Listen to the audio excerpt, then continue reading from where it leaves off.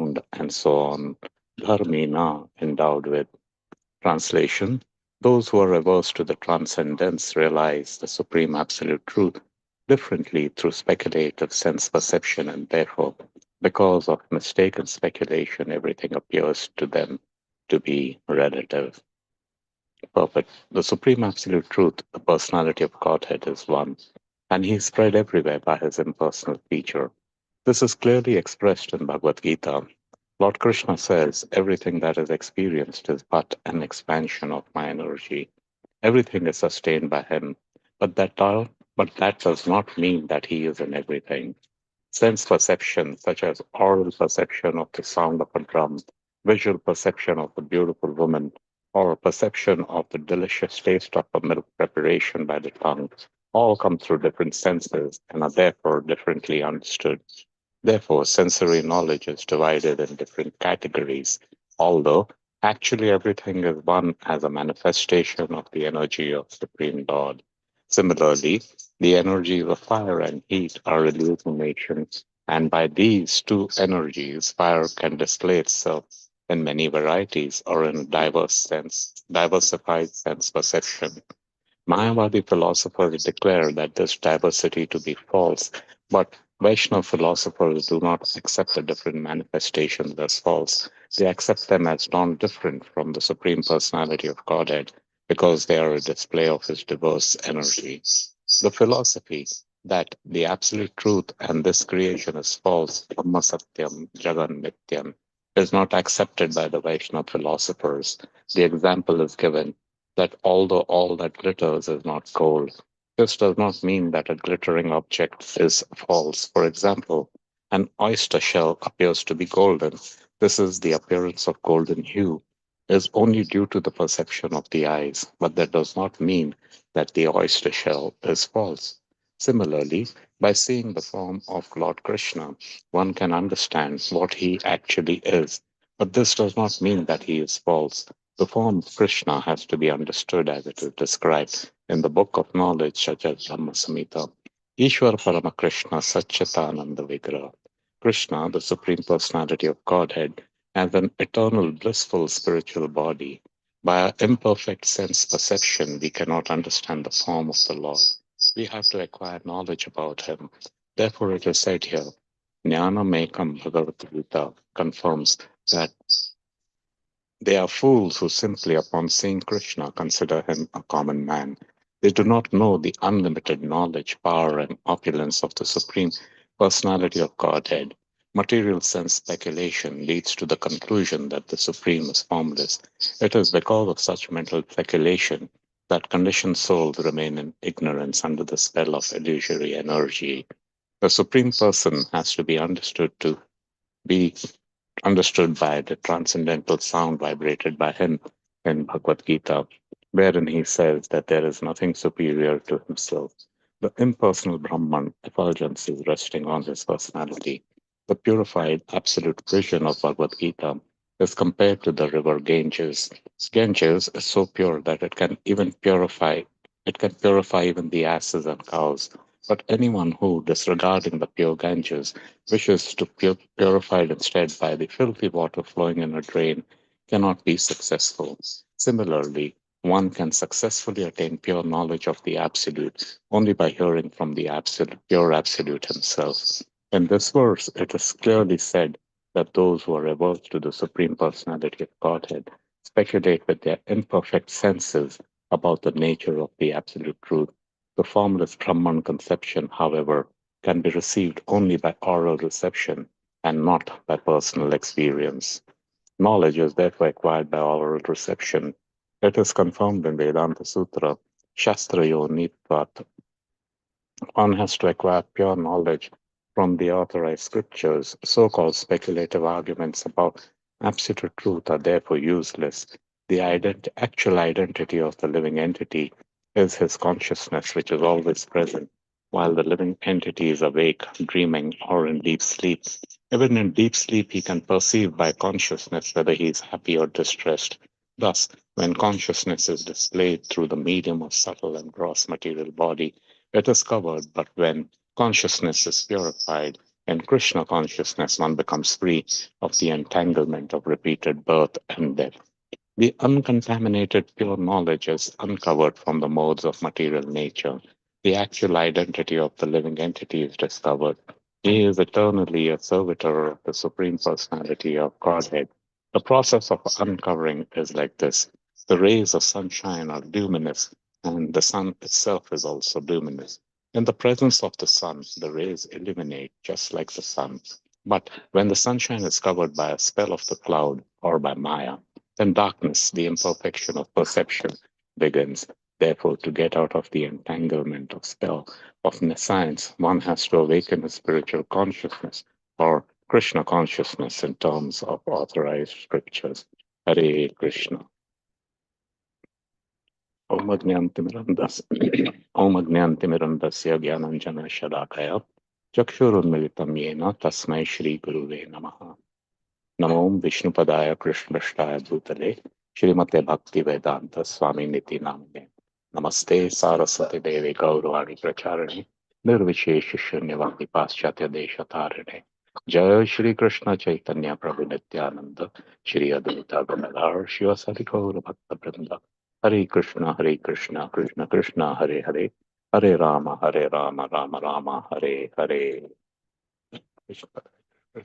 Hare Krishna, dear devotees. So I will try to share some learnings and realizations of acharyas and different Vaishnavas in this subject matter. So what here it's saying is it's talking about transcendence. What struck me is its transcendence and the method to receive it, and then how the speculation uh, arises, how relativity, we know this material world is relative, uh, hot, cold, happy, sad, rich, poor, and there are different degrees of relativity. And we understand truth to be the way we'd like it to be, not what it actually is. There are four attributes for something to be true, and this is the benchmark. One is it is universal. Uh, Anywhere and everywhere, it remains as is. Second is that nothing can be added to it, nothing can be removed from it. Truth is eternal, so it is universal, it is eternal. The third attribute of truth is it is independent. It doesn't require the majority to say that this is true. Even if the entire world population says that 2 plus 2 is 4, is 5, it doesn't change the fact that 2 plus 2 is 4. Hare Krishna. So we have the uh, universal, it is eternal, it is independent. So, based on this, if you're trying to follow the absolute truth, there is a certain method of how you go about doing it. And incidentally, that is the only method for understanding the absolute truth. There are different paths of how we can get knowledge. There is the Pratyaksha Praman, Anuman Praman, Shabda Praman, meaning that we can try to understand by observation using our senses. But our senses are limited, and not only are they limited, it is imperfect. So, for example, Prabhupada has given that the oyster shell appears golden, but that is because of our defective senses. It isn't actually gold, or similarly in the desert, there's a mirage, there's an appearance of water, but there's no water, it's only dry sand over there. So, this is the appearance, and we think it to be true based on the sense perception because that's what we feel it is. The second is by Anuman Praman, by trying to get inference.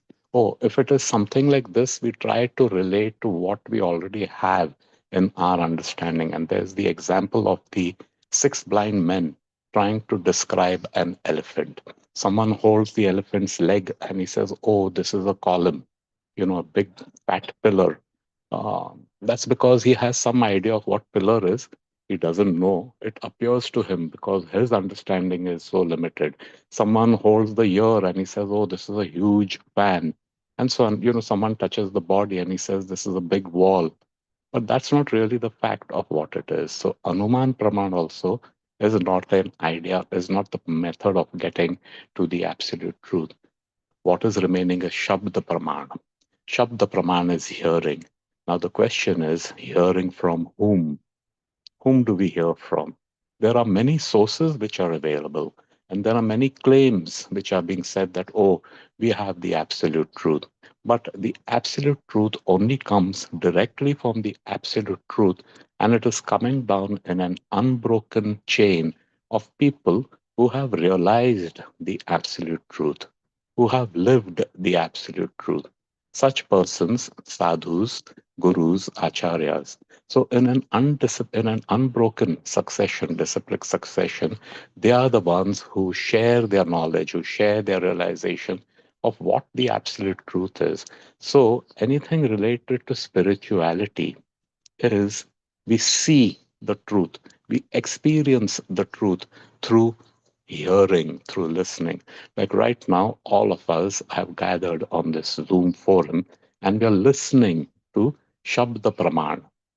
I'm I have the seva of sharing this with you, but this, whatever I'm speaking, is based on whatever has come from Srila Prabhupada and his disciples and so many acharyas they have given. So this is what is the process of understanding. Now, in absence of this, everything becomes uh, relative. Currently, the uh, temperature outside must be in the 30s, but inside the room is heated and it is around 68, for example. Now, the way I'm feeling is comfortable. However, my wife, in the same room at 68 Fahrenheit, she is feeling a little cold. She has a sweater on. She's sniffling a little bit. She has a little bit of a cold. But if you ask her, uh, what is the weather like? She'll say, yeah, it's a little chilly. If you ask me, what is the weather like? I'll say, yeah, it is okay. It's comfortable. Now, the fact is that it is 68 Fahrenheit. That is the fact. But how she perceives it and how I perceive it is different. It's relative. Hare Krishna. And the same understanding of relativity, the same based on our perceptions. Perceptions are based on our faulty senses. And faulty senses give rise to faulty experiences. So, based on all this, we jump to conclusions and saying that, oh, this is how it is, that is how it is. So much so, even sublime truth, which is there in the Shastra, it is the written form, correct? There is Shabda, which is hearing, and that same Shabda is written in the written form, the text form, correct? Even that, we apply the concoction of our mind and we jump to conclusion. It must be like this, it must be like that. Hare Krishna. And that's the reason why you see there are so many editions of Bhagavad Gita. There are 700 or maybe 1,000 or more editions of Bhagavad Gita. And every person, he may be a scholar, he may be a great, intelligent person, but still that basic is missing because it is not coming from the uh, bona fide source. It's not coming from the disciplic succession. Hare Krishna. And that's where all the mess happens. Everything is relative. So, dear devotees, that's my limited understanding and a small attempt to fill in for whoever the speaker was. If anyone has a question or a realization, we have 3-4 minutes. We can cover that. Hare Krishna, Srila Prabhupada ki Jai.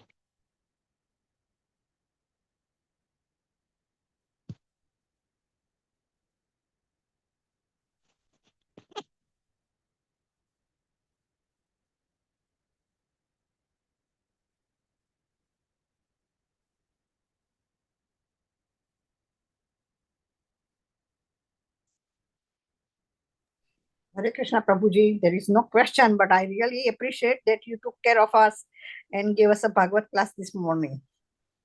Thank you, Mataji. All glories to Prabhupada and to Madhupati Prabhu. He had given this instruction long back we always may be a little hesitant. I'm not prepared. Will I make a fool of myself? And, what will people think? And how can I do it? But he said, no, No. you should always be ready to do any seva, not just class seva. Mhm. And sometimes there are different sevas um, we have a natural attraction to. Some people like kirtan, some people like cooking, some people like to make bhoga, some like to do deity dressing.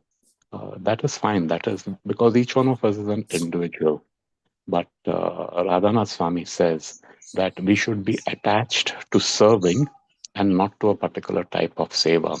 So if I like to do kirtan and the need of the moment is to go and clean the courtyard, I can go and clean the courtyard. For me, cleaning the courtyard and doing kirtan or deating, dressing or bhoga is on the same platform. Hare Krishna, and that way we Hare don't Krishna. get attached to a service or a position, because along with service comes a certain position, and that position can be very dangerous. So, thank you to Madhupati Prabhu, who says always be ready to serve. Hare Krishna. Hare Krishna, Prabhuji. Thank you.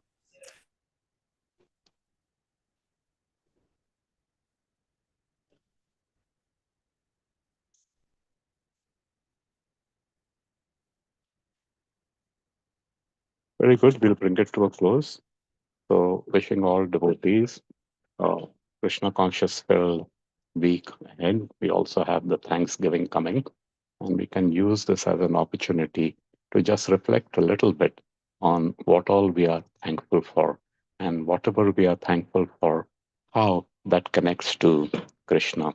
I think it will be a great idea if we can put this down on a WhatsApp group or something and share with each other, that we can learn from these experiences.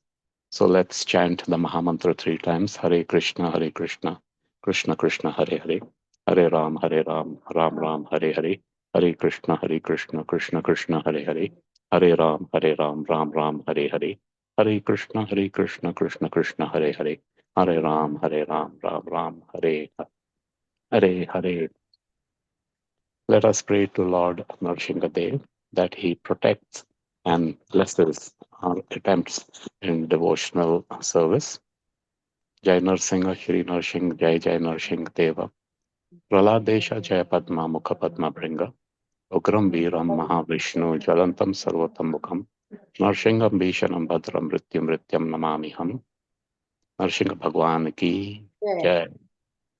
Let us offer obeisances to all the Vaishnavas on this program and in the universe by chanting Vanchakalpatarubhyascha, Kripa Sindhubhya Patitanam Pavanebhyo, Vaishnavebhyo Namo Namaha.